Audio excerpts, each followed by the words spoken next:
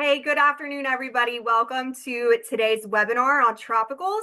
We have Peg here today to be our instructor. While we get everybody logged in, I'm just going to take a few minutes to go over notes for those of you who are our regulars. Just bear with me as always. And for those of you who are new, welcome. We are happy to have you.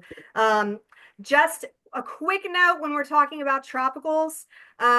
These are plants that I think Peg, and you can correct me, Peg, but these are plants that won't overwinter in Virginia. So if you are logging in from California or Florida or somewhere else, they may be plants you guys can grow year round. I know we get people from all over. So that's just a note. This is plants that are tropicals in that don't overwinter in zone 7.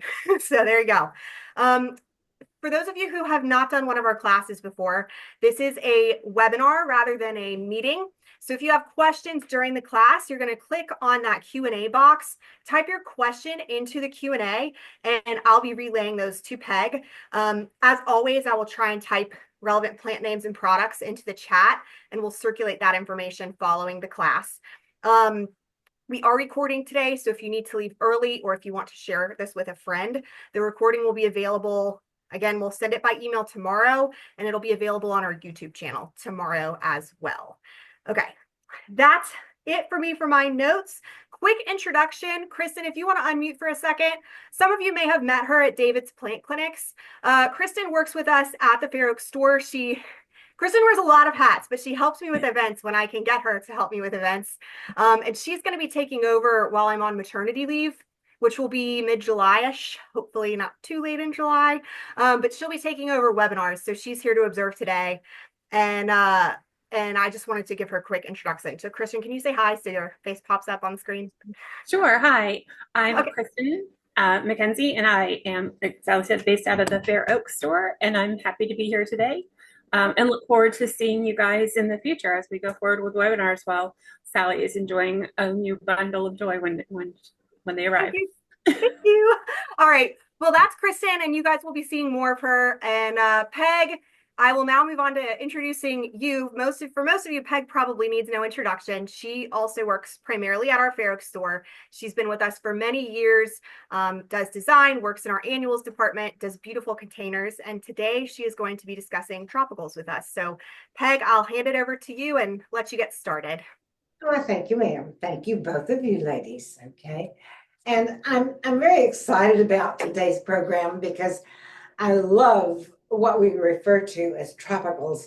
And often we think of alocasia, colocasia, canna lilies, and they will be certainly featured heavily on the show today with a lot of pictures, primarily from my own garden that I have experimented with and enjoyed throughout the years. But I'm really opening that term tropicals up a bit and considering all the complementary flowers that can be grown with those. And they often are just called annuals here, okay? But they don't overwinter, but the majority of them don't overwinter. So we're going to think of them as a part of our tropical family today. And I love these things because, starting with the colocasias particularly, they make such a statement in the garden.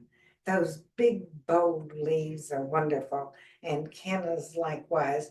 But then there's all the other things that are complementary. So I'm going to use these pictures to show you how I have used them in the garden, both in containers and in the ground. So let's bring up the first one.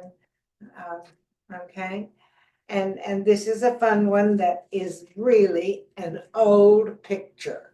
This is one of my grandsons, Eamon. And of course you can see he's quite young. And guess what? This is really an old picture. I've been working with these plants for years. He is graduating from high school within a week or two, I think, you know. And so he's quite the fine young man, was recently made king of their prom group. So I'm very pleased with him, and He is a helpful one in the garden from almost day one, as is the case with all of my grandchildren and great-grandchildren. And you know, if you've watched my programs before, that I'm constantly encouraging all of you to work with these young people because they are our tomorrow. So, Eamon is having a great time in the midst of a colocasia, and it is one of the dark leaf varieties, perhaps Royal Hawaiian, but I don't really remember. But there are a number of newer varieties out there now, and they're absolutely beautiful. But when I say things make a statement, that is a pretty big statement. So let's go forward with a grouping that I've planted in the garden. And these particular plants, which is an alocasia.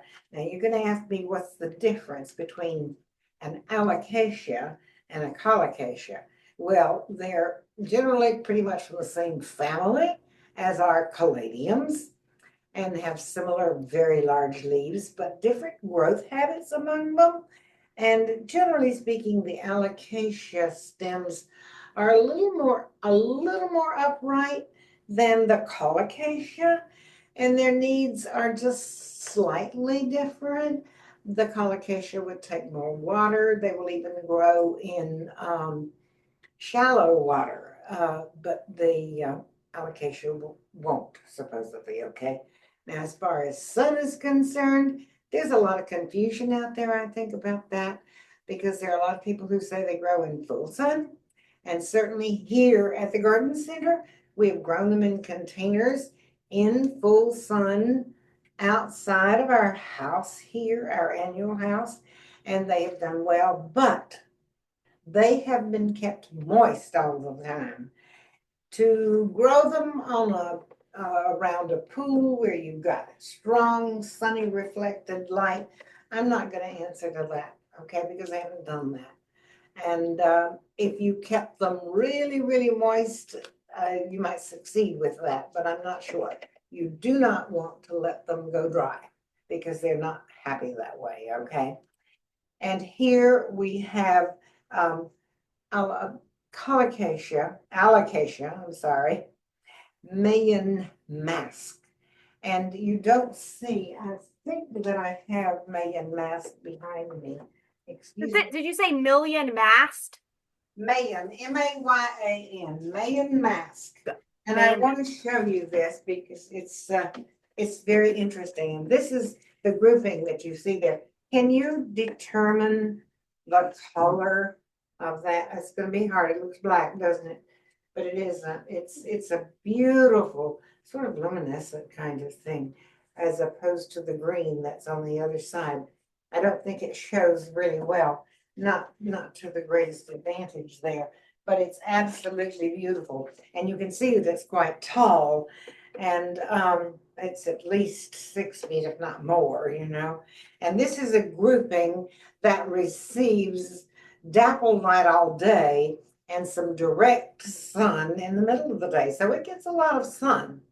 It gets sun probably from 11 until 2 or 2:30, maybe 3. And so it does take a lot of sun for me. But it's not on like a pool deck where it gets reflected light. And that you would have to give a try. And I'm all for trying things because that's what I've done all these years. Try it. Do you like it? Do you love it? Try it, okay? And it is surrounded by a lot of familiar plantings. And there's the regular impatiens and ferns. And if we go to the next picture, they're a little easier to define what's there. With this alocasia Mayan mask in the center, and there's several clumps of that. There are impatiens, and there's black mondo grass in the front. Now you're getting, the black mondo grass gives you a contrast, which is always good. Gives you a color pickup for the dark side of that leaf. And then a contrast of textures there too. You also get something of a contrast of textures with the ferns that are there. And so this is something that I've enjoyed, and I have managed to have these live over now going into the third year in place.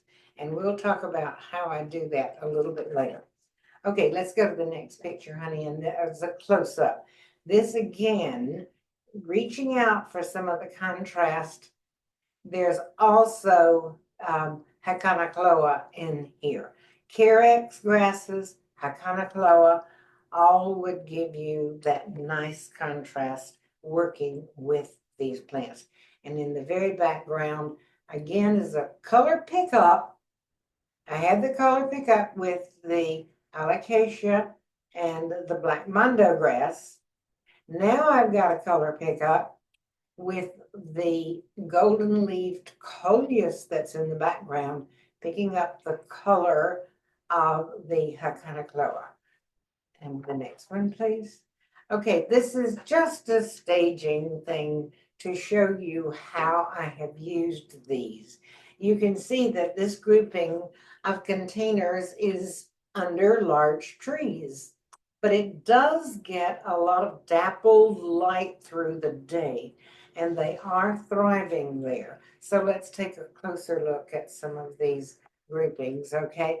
Again, we've got the contrast going on with the Hakanakloa, and that's the grass that's in the container that you see there. And there are some other interesting things mixed with. So let's come back to me for a moment and talk about what some of those things are that are so interesting, that are potted up either beneath those colocasia or in containers that complement them. And some of these plants you may not have used before, and they're not grown for their flowers. Neither are the colocasia grown for their flowers. They're grown for that strong leaf. And some of these plants are also. This is a plant called plectranthus, and it can grow tall and leggy and weave itself into the other things, okay? And also, these will do the same thing, although they'll be a little stiffer about it, okay? And they are in the same family, but have some, this one's called blazing lime. And this one's just simply called a variegata, but we used to call it chicken gizzards when I was a child. Oh my. It's irisine, Iresine. And they may not look like much here, but they are very attractive growing up as the tall part of a container or beneath that large leaf, okay? And if you need a different color, this one is also an irisine, but comes in a very different color. You can get long stems of these, or you can pinch out in here, and you see you've got new growth coming here and here, and can make it bushier, okay? But they are really very interesting. And here is another one that's slightly different. You can see this plectranthus, one has a whitish edge, and the other one is more a lime edge to it. But these are very attractive also.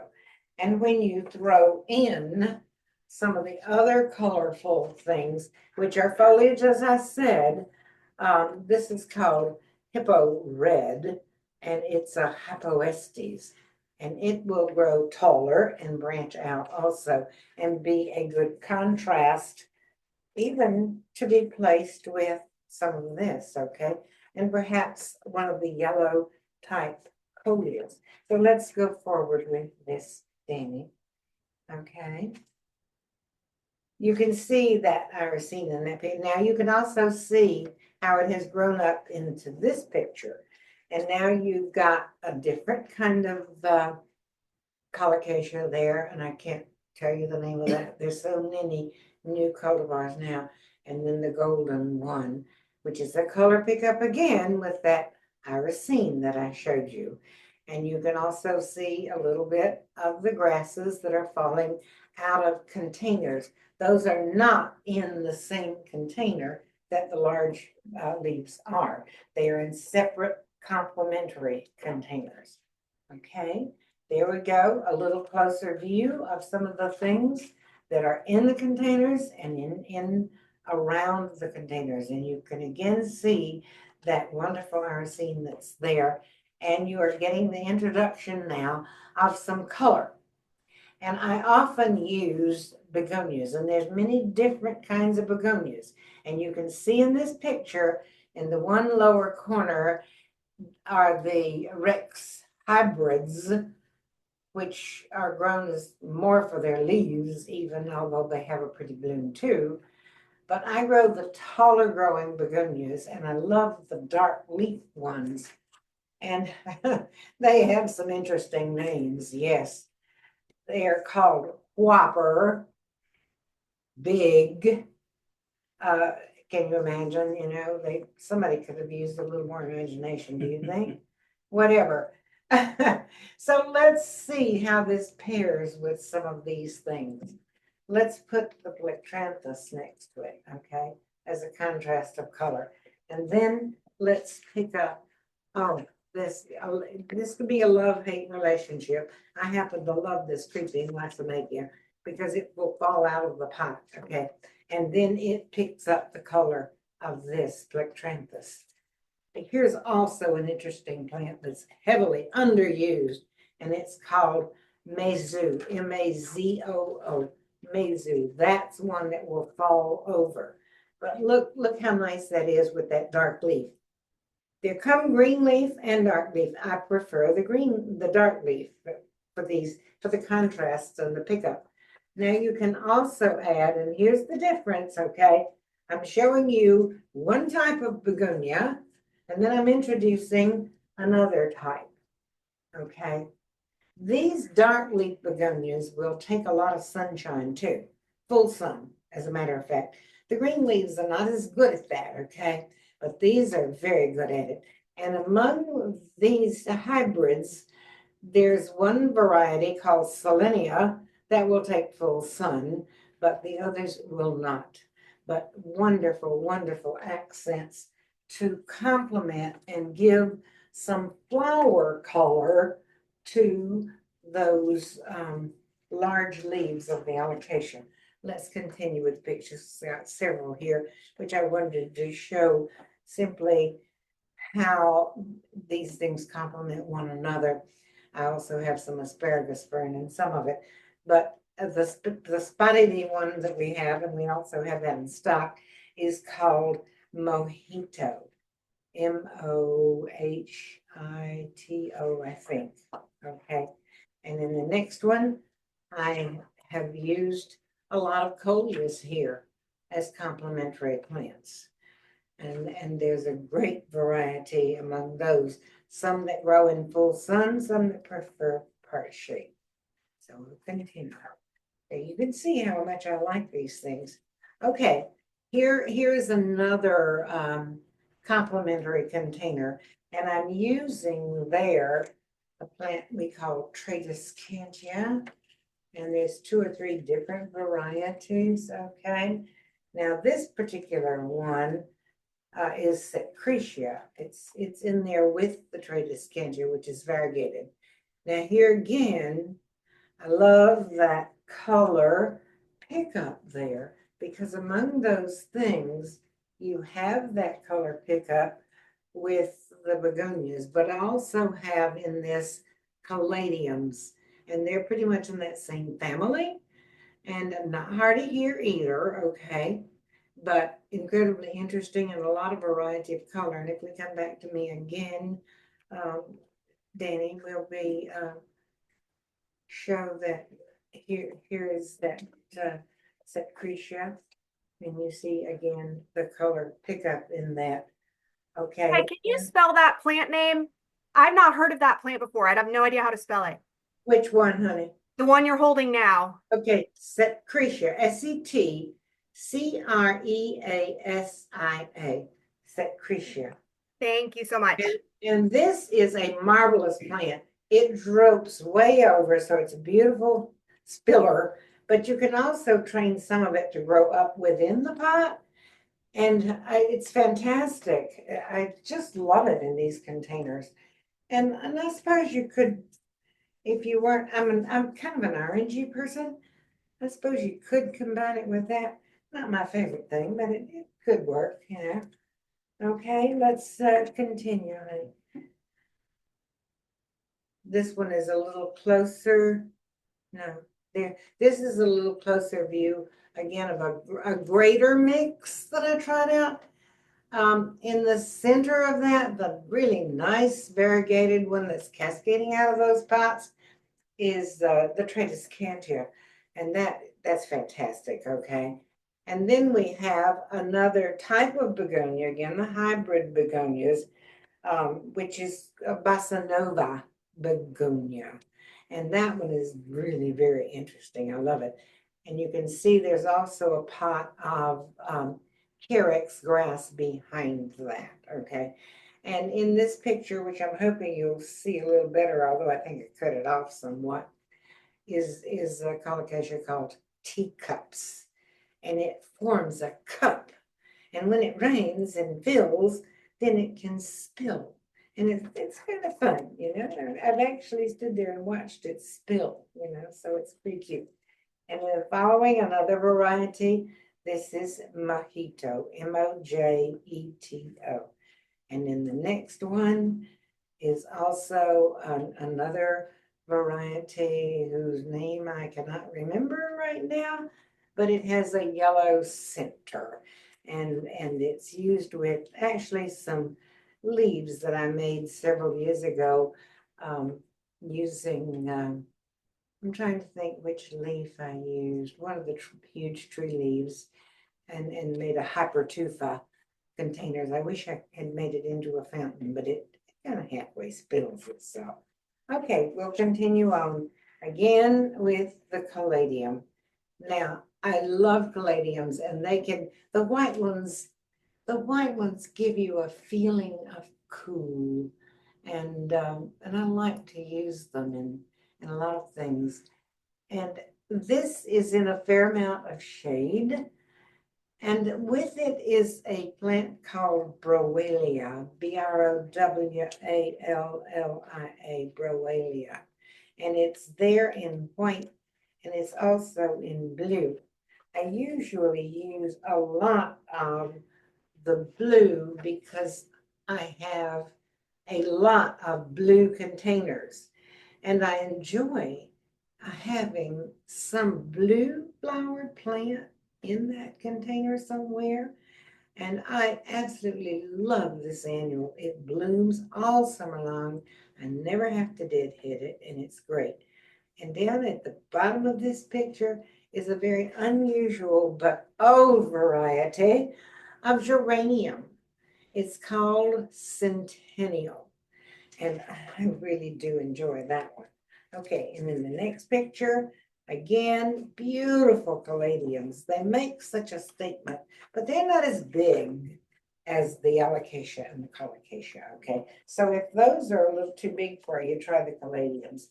And with that again, in a fair amount of shade, because this plant does not like, and the caladiums, there's some that say full sun. If you do that in full sun, you better keep them really moist because they would prefer not being in full hot afternoon sun, especially where there's reflected light.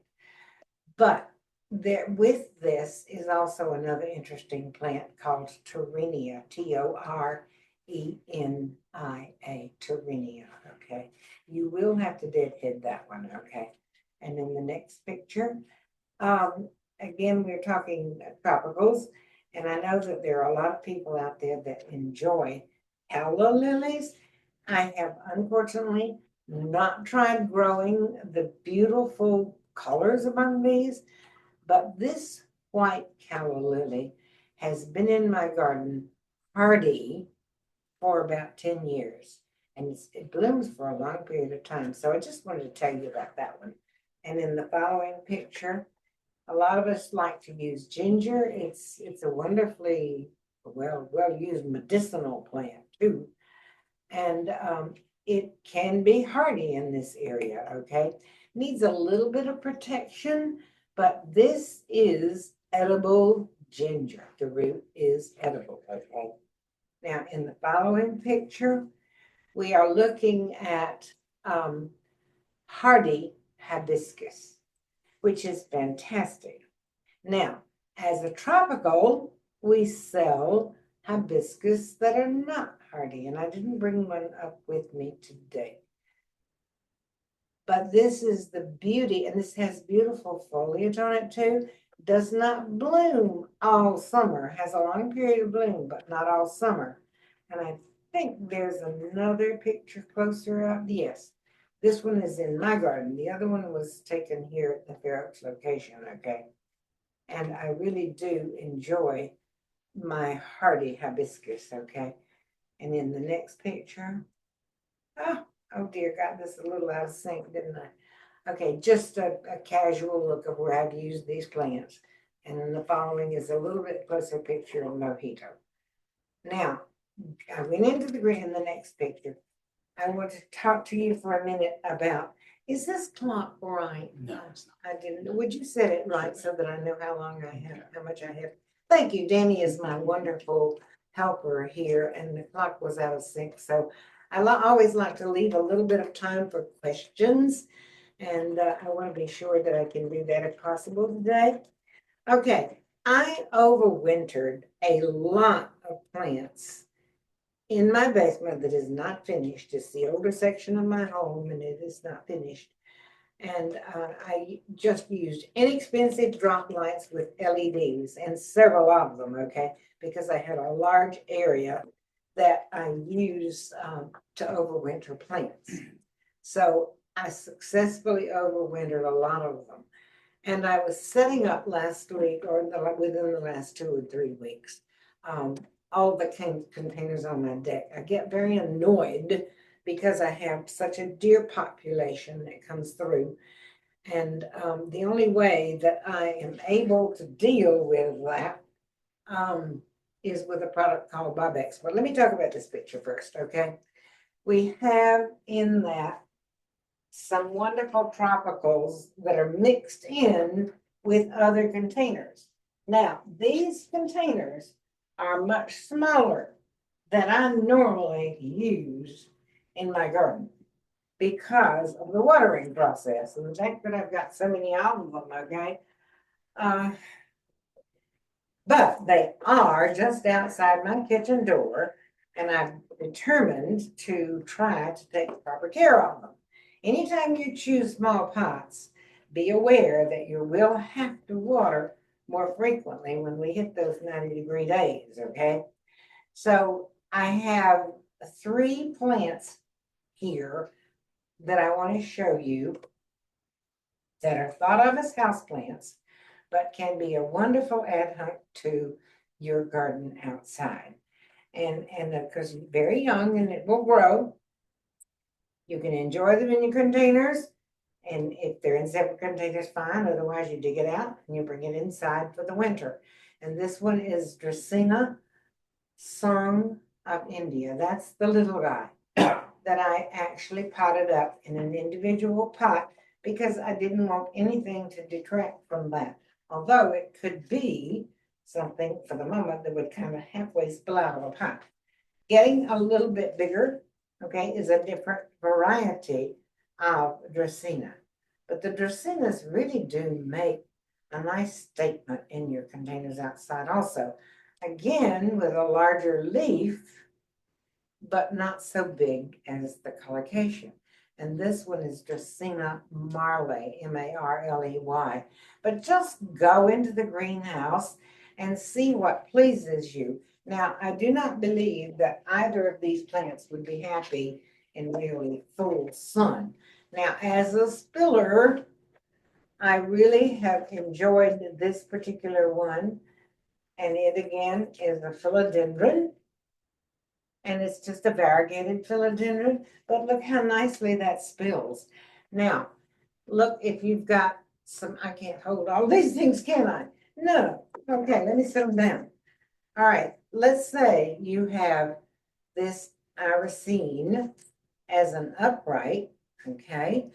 And then this spilling out, what would happen then if you added the contrast of the leaves with that hybrid begonia? Or, I don't think I've shown you the impatiens. Now, we have New Guinea impatiens, which don't like full sun, strong sun. And then we have sun patiens. They're all New Guineas, okay? But this is sun patiens because it'll take the sunshine, especially if it has moisture. Now look what's going on. Is not that attractive? And this irisine is going to branch out too, okay? So very pretty. Now, you can also throw in another color here with this. You can do a great mix with these things. So going into the greenhouse to get some of those accent plants is a good idea.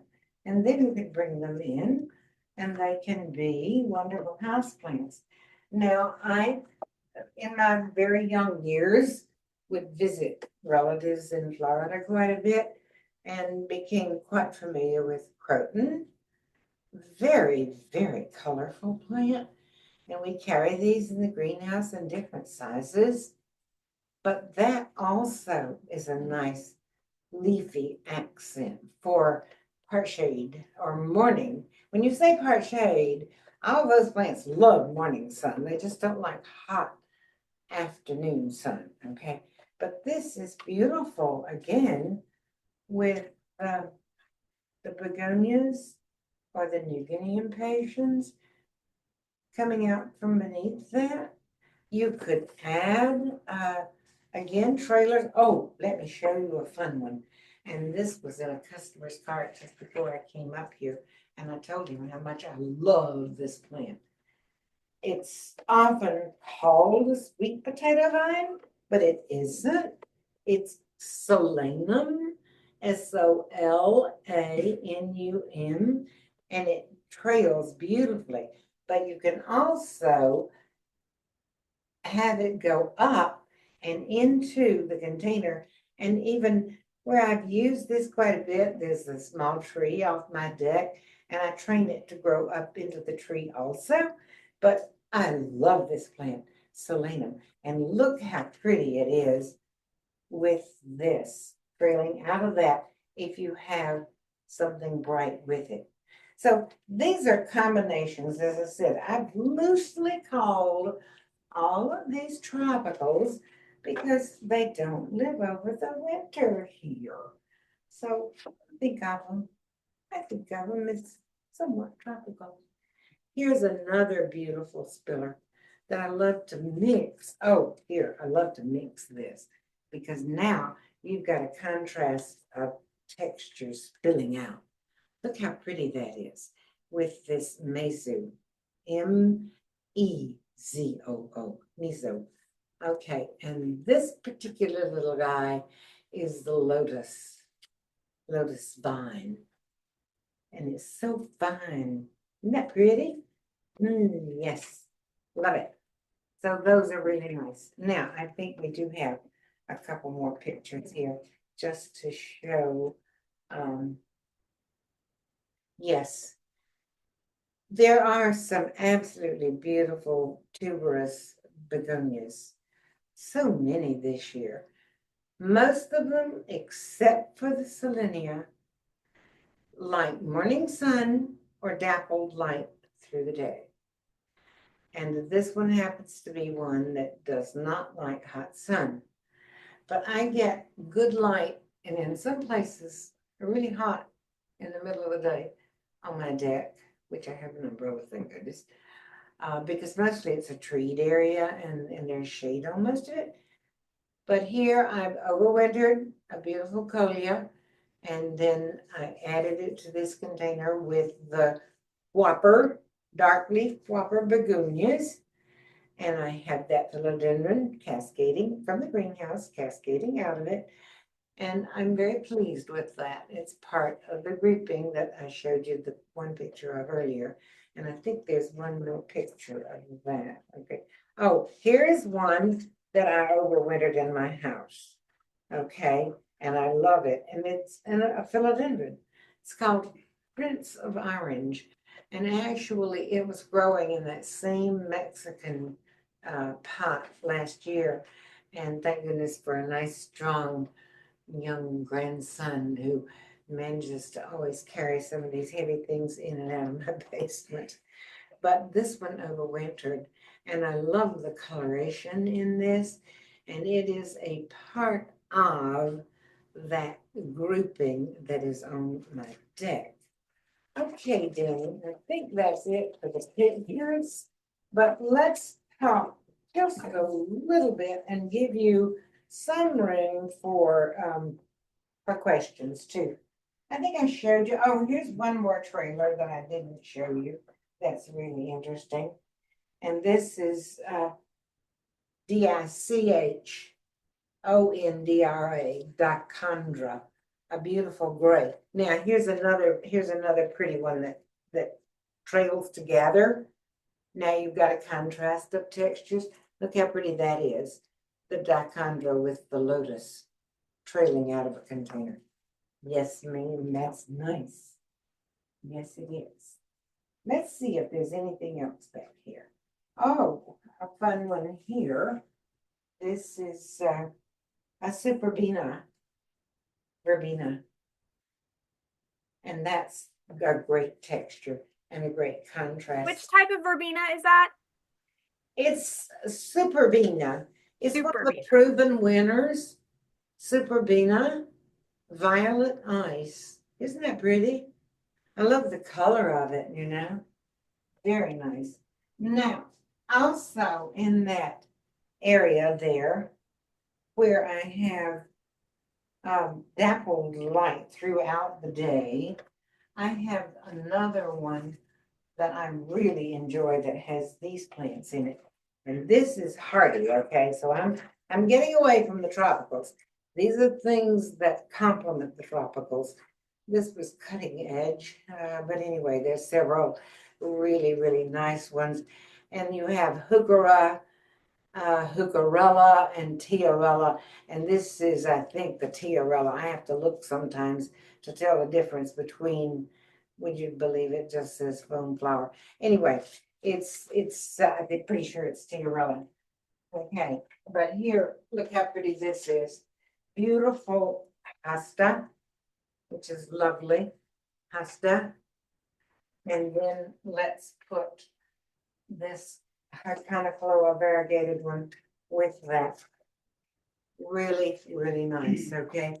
If you wish, you can complement it with the New Guinea impatiens or with the begonias. So there's so many possibilities out there. And I usually stick pretty closely to some of those things that work for me. But I also like to trial some of the new things too, so that I have something that I can present to you. Okay, I mentioned earlier that I have an issue with deer, okay? And I will show you what has worked for me when I make it work, because it does not spray itself, okay? And that is Babex. This is my favorite go-to because light rain does not wash it off. Usually in the springtime when you've got new growth, you have to spray more often. I have a lot of daylilies. I have a lot of oriental lilies and hosta. Oh my goodness, I have a lot of hosta because I have a lot of shade. Oh, loved by the deer. And if I miss one in the bed, they will find that one. So spraying thoroughly, and then as things grow, maybe in 2 weeks, spray again. And then when the growth pattern is hit, you can stop and probably only spray once a month. Sometimes you even need to spray in the winter time because I didn't have acorns last year. I had a mast year the year before, but not last year. And the deer were very hungry. And they have eaten things this year that they have never eaten before. So it's a real aggravation. But we want to have this beauty. We want to be out in the yard. We want to enjoy that garden. And the only way that I can do it is by using a deer repellent. And this one has worked well for me. I have to use a pump sprayer and spray. That's the most economical way. Plus, it's the easiest. I've got a large space, okay? Liquid Fence is another one that comes highly recommended. I have primarily stuck with this particular one, okay? And I do enjoy it. All right, I'm going to be outside quite a bit. And big warning, ticks are not funny. Where you've got a deer, you're very likely to have deer ticks, and you don't want them on you. The thing that really repels the mosquitoes and the ticks is DEET, and I don't want DEET on my skin either. And so when I'm out gardening, I wear long pants, a long shirt, and a hat. And I spray those pants, that shirt, and that hat, not me. And so far, so good. But DEET is the one that works for me. Now, there's a good children's spray that my little great-grandchildren have been using lately because their skin's so often exposed, okay? And I don't know what she uses. All right, there are also mosquitoes. Now, we've had some rain. And for water that sits for a long period of time, there will be mosquitoes. And so I have, through the years, staged attractive containers of water. And you can, when they lay in that water, you can see the little wiggle tails. Oh my. And so I keep on hand at all times mosquito bits. And about every 2 weeks, I put a few pebbles in those containers and it kills all of them. Now, this isn't going to make you mosquito free, but it certainly does cut down. And for instance, I have one container last week that I put these in, about this big around and about that tall, and I'll bet there were 1,000 in there. And I added half a handful in that big container, and they were gone. They were dead within a few minutes, okay? So I highly recommend mosquito bits. And you can actually make those containers quite attractive if you get a bigger one and you put some water plants in it, you know. There's still plenty of room for them to lay those mosquitoes. All right. Now, as far as maintaining these things in the containers, we need to eat our bodies to give us energy. These plants need to eat also. And I try to remind anybody that goes out of here with a container or particularly with a hanging basket that is going to require daily watering soon. It's constantly washing out nutrients and you need to replace those nutrients. Now, these colocasia and alocasia are hungry. They want to be fed a lot. And so if they're in containers and you're not going all organic, then I'm going to have to reach down for this because it's down underneath. I didn't bring it up because I'm not going to bring it up. This Jack's Blossom Booster is fantastic. Liquid, you add this to a gallon of water or whatever and follow the directions and use it about every 2 weeks. And it's wonderful for containers. I use it in my containers.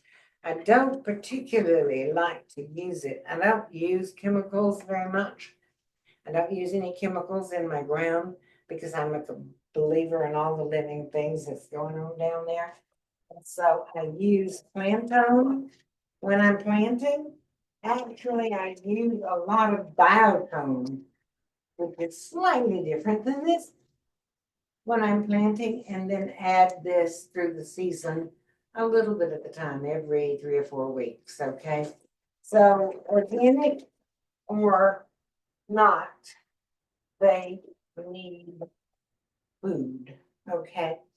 I'm sure that there'll be a few questions today. So let's stop there perhaps and see if we can answer some questions, Sally. All right, yep, we have questions, everybody. We've got about 15 minutes, so please feel free to send any you have. We'll get to as many as possible. Just a reminder, because we did have a few questions about this, we will be sending out all those chats I sent out. We'll be sending those out as a list tomorrow of plants and products by email. So if you're sitting there scrambling to write everything down, we'll have a list for you guys typed up. Two quick ID questions for you, Peg. The first is, what was the name of the tick product? I missed that and didn't get to send it out, and we had a question about it. The tick product? Yeah, like the tick repellent that you showed. It's DEET. DEET? And Okay. there were several companies that make it, and you don't want it on your skin, you know, but it helps with an awful lot of things, particularly repels the ticks and repels the mosquitoes.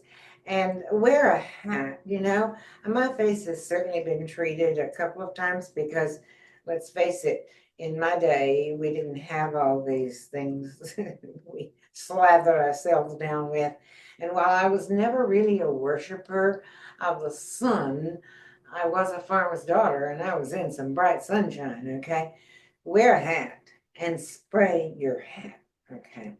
Yeah, spray your clothes and your shoes. Um, and avoid tall grassy areas, particularly, especially if you're out on a woods walk. Um, you know, just be a little careful about tall grass. All right, next ID, the yellow hosta that you showed that's behind you. Oh, yes. What's the specific name of that hosta? The variety. Yes. There's so many beautiful hosta, so many. This one is Vulcan, Vulcan, Vulcan. Isn't that Perfect. great?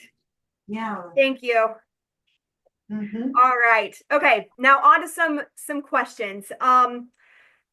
Are there, and you've discussed overwintering some of these tropicals, so that's probably a good part of this. Are there any perennial tropicals for Northern Virginia? So tropicals that will overwinter or that you recommend if you want to overwinter them, maybe some suggestions, things that look like tropicals that will overwinter, like the hardy hibiscus, that type of thing. Okay, thank you so much for bringing that up because that was one of the most important things I wanted to emphasize, and I completely let it go out of my head. Canna lilies. Oh my goodness, I love canna lilies, and I've used these in a lot of containers and in the ground, and I'm very fond of this dark leaf one. Okay. Most of the time, canna lilies will overwinter here in this area. I had some come back beautifully this year, and there's a few that aren't coming back, and I don't really understand why, because they're only about 20 feet apart, and it's not in an area that stays really wet. Okay, let's talk about overwintering canna, dahlias, which I love, the colocasia, some of the alocasia, not all. Okay, the ones that I showed you in the picture. Here is, I used to take them inside and I would put them in tubs. You know those plastic tubs? I would dig them, leave some soil on them, and put just enough moisture every 3 weeks, maybe. I did it in the area where I have the drop lights with the LEDs in them because they're very inexpensive to operate. And I would put moisture on them every 3 weeks, maybe just a cupful.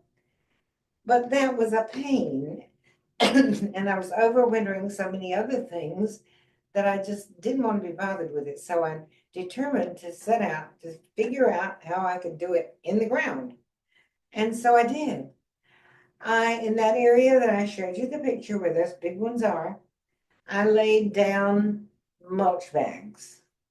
I used Virginia Fines mulch, not opened, in the bag. I would lay those on the ground on top after frost, and I cut them back, lay the bag on top. And then, because they were all in that general area, I covered it with landscape fabric, which I pinned down with the sod pins, okay? Now, if it were a problem for you, you could mulch on top of that if you wanted to, just to make it more attractive. But it did two things. It kept the ground warmer, but it also kept the ground drier because they don't like to be wet in the winter time. They want to be wet when they're growing, but not in the winter time. And I have successfully overwintered in the ground all of those things in that manner. The ones that were growing in pots, I compost all of my leaves, and I have an area that I have fencing around, and that's filled with several feet of leaves. I bury them in that and then put the landscape fabric over it, and I've overwintered it successfully there. So thank you for asking about that. That is how I overwinter them. Okay. The next question. Okay, we talked about overwintering. Do all of these tropicals, do they die back to the ground in the fall? Like, when do you know that they're done? Frost will get them. Okay. Yeah, So frost. they do because it gets too cold. That's right. Yeah. Okay. And for those of you who are in, we did get some messages from people in Florida and southern places that may or may not apply. That's different for you all because if you're in Miami, it's not going to get cold like that. So different rules apply. Next question. The ginger shown, is it also used for making non-alcoholic ginger beer? Do you know that? I would suspect that it is. I don't know very much about ginger beer, but it is the edible ginger. And Okay. ginger is bad. I don't think we're supposed to tell anybody about how to use stuff, but just a sneak peek, it is a fantastic thing for indigestion. Okay. Next, okay. All right. Well, we have a few more questions. Some of them are not necessarily related to tropicals, but we'll start with our last tropical one. Excuse me. My canna lily blooms only once. Is that normal? Should it be blooming all summer? Well, it blooms off and on most of the summer.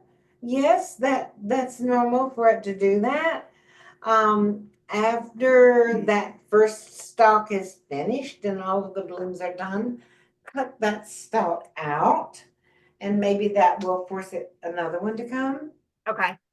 So after it blooms, cut the stalk down and it more. Yes. Okay. That's kind All of right. deadheading flowers, you know. All right. Here's our last question. And Peg, this is one, this is not related to tropicals, but if anyone will have the answer for this, it will be you. Is it possible to get rid of chiggers in the garden? Oh, whoa. Talk about an aggravating plant.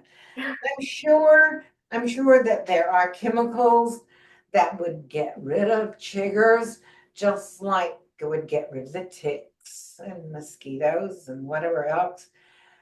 I'm not a chemical person. I do judiciously use some chemicals now and then, but generally speaking, I send people with those questions to our information desk. All right. So check with the plant clinic or send me an email. I can connect you with David Yost if you want to see if That's correct. Now, David and I, used to do the TV show, and I Yes. would always teasingly say, I'll take care of the beauty, and David takes care of the beast. Yes. That's a good way to summarize y'all's two focuses. Okay, well, that's actually all of our questions. If anybody has any last minute, now's the time. Just some quick notes from me, and then Peg, I'll see what you want to conclude with. But just some quick reminders. Tomorrow, around lunchtime, I will be sending out our plant list, so the plants that we discussed today that I sent out by chat, and a link to their recording and a coupon. You can also access these recordings at any time on our YouTube channel. So if you're interested in that, you can bypass the email and go straight there. Feel free to email me for the link. I think that's it from me. Peg, do you have anything you would like to wrap up with before Well, we finish? generally speaking, it's the perfect time of year to get out and do some of these plantings. And if you're doing containers, I do suggest that you probably not do, because that's the first time that I've actually planted that much stuff in. Now, they're not tiny containers, but they're smaller than I normally do. Excuse me. Most of the time, my containers are quite large. And because when it gets to be 90 degrees, they're going to need water every day, especially if they're in any sun. One of the beauties about shade gardening is that they don't dry out as fast. And fortunately, with shade gardening, there are as many weeds. So there's some big advantages to that, okay? So don't fuss too much if you don't have a lot of sunshine. But anyway, with all these large pots, please don't forget to fertilize, because it does make a difference. Be sure they're properly watered, be sure they're properly fertilized. And if you've got them in good potting soil, you should really enjoy these things, because they give a lot of pleasure. I enjoy going out and sitting down in the early morning with my cup of coffee, or in the evening with the cup of tea or a glass of wine. And the last few days have been particularly enjoyable because it's been so breezy and so lovely. So hopefully this weather will hold for just a little bit longer, but do plant some of these things and try some of these new things. I hope that I've introduced some of these newer things to you today, and that you'll give them a try, because they're just beautiful. They really are. And Well, perfect. that's it. Thank you so much. Oh, we've got some nice notes coming in.